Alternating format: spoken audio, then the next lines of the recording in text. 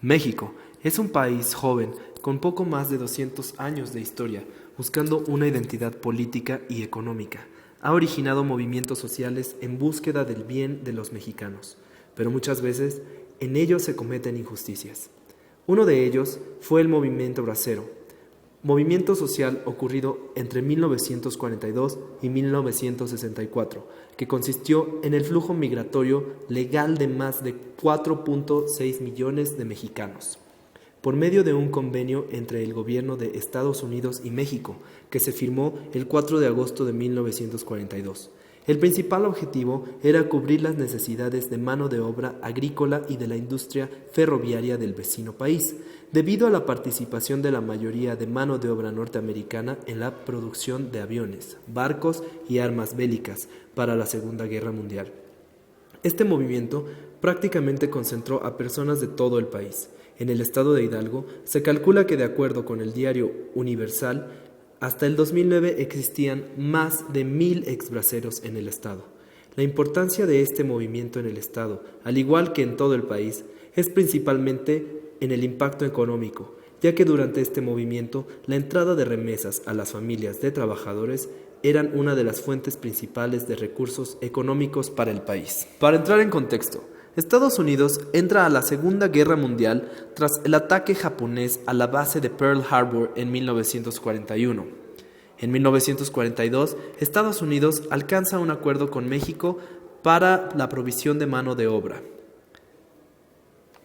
1945. Tras el acuerdo firmado por Estados Unidos y México, 50,000 braceros mexicanos se encontraban ya en Estados Unidos trabajando.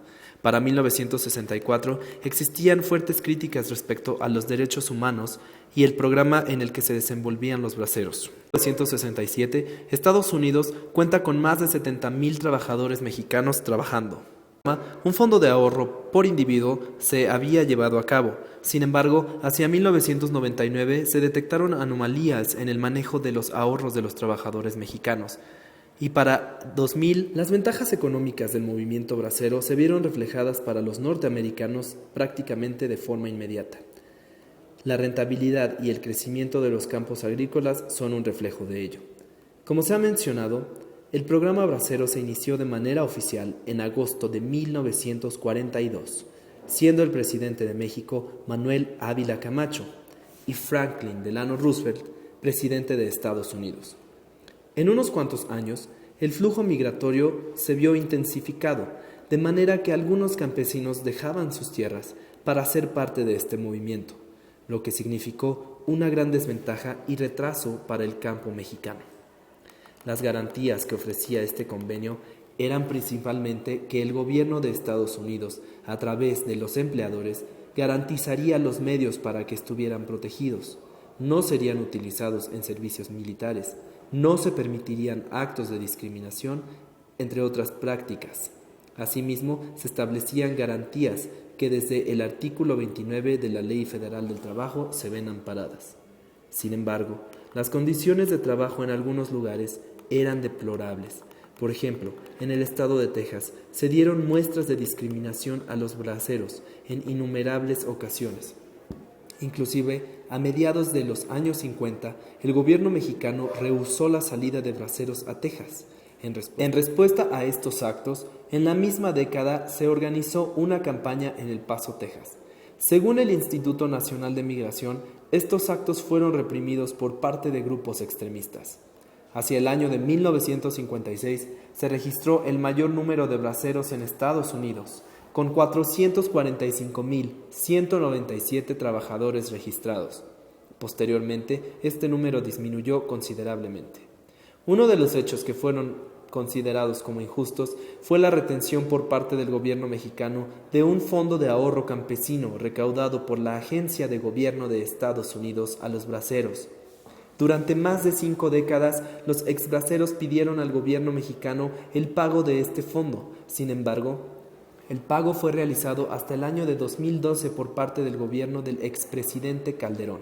A continuación veremos una entrevista testimonio por un testigo protagonista del movimiento bracero, cuya aproximación de este movimiento fue real y de primera persona. Se trata del señor Lázaro Ramírez Arcos, quien fue bracero en los Estados Unidos durante el auge de este movimiento. La radiografía de nuestro entrevistado es: nacido en Cuautla, Morelos, agricultor. El lugar de la entrevista fue en Actopan, Hidalgo. Su edad es de 74 años y la entrevista fue realizada el 28 de marzo del 2013.